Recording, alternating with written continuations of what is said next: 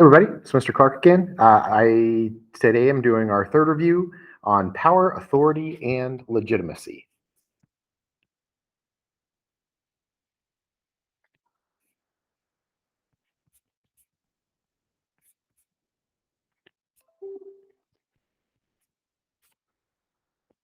So again, this is the quick review number 3, power, authority, and legitimacy.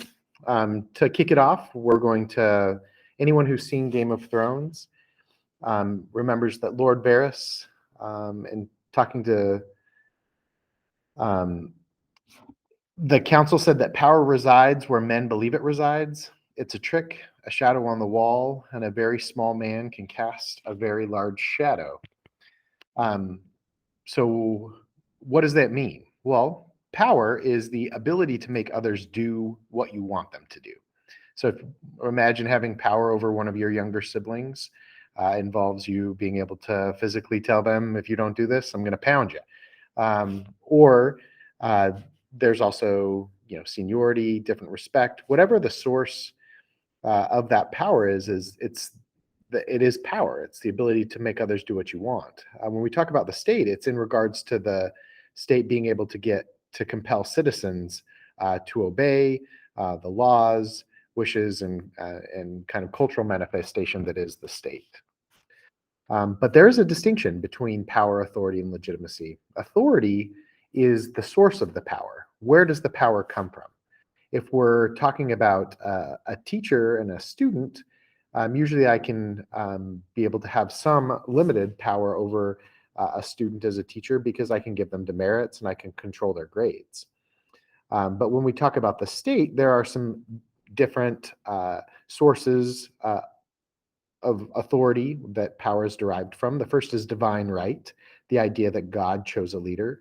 We've talked about that in terms of China and the United Kingdom with their monarchs prior to becoming a democracy. There's also heredity. So if you get passed down from person to person, if you're of a certain lineage, usually when it comes to a monarchy, that's how it gets passed down. Another is might makes right. If you can physically compel someone to do something, basically with the army, then that is an authority. That's a source of power. The last one is social contract.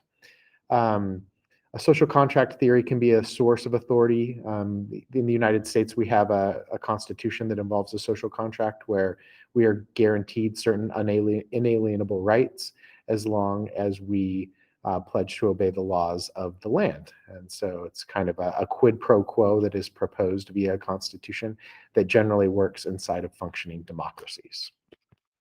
The last idea is legitimacy. So legitimacy is whether that authority is accepted. So what that means is if there are lots of protests or dissatisfaction with a certain regime or individual leader, then their legitimacy could be compromised. For instance, as a teacher, again, my power is that I can give you demerits or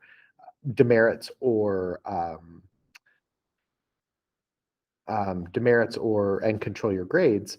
The authority is that is the source of that power, and legitimacy would be whether that's recognized, whether you all are doing the homework, paying attention, things like that. So if I decided one day to give you 100 pages of reading, say we're going to have a test that's worth 90% of your grade tomorrow based on these 100 pages you do tonight, you probably wouldn't do that because it's too much. My legitimacy would be in question, and you would probably go talk to Dr. Boyd about it. For a leader, that's the same thing.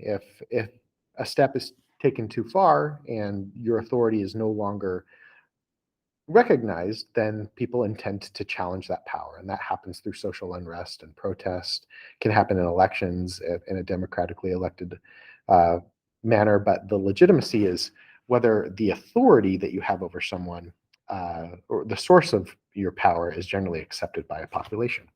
And with that, you have the difference between power, authority, and legitimacy.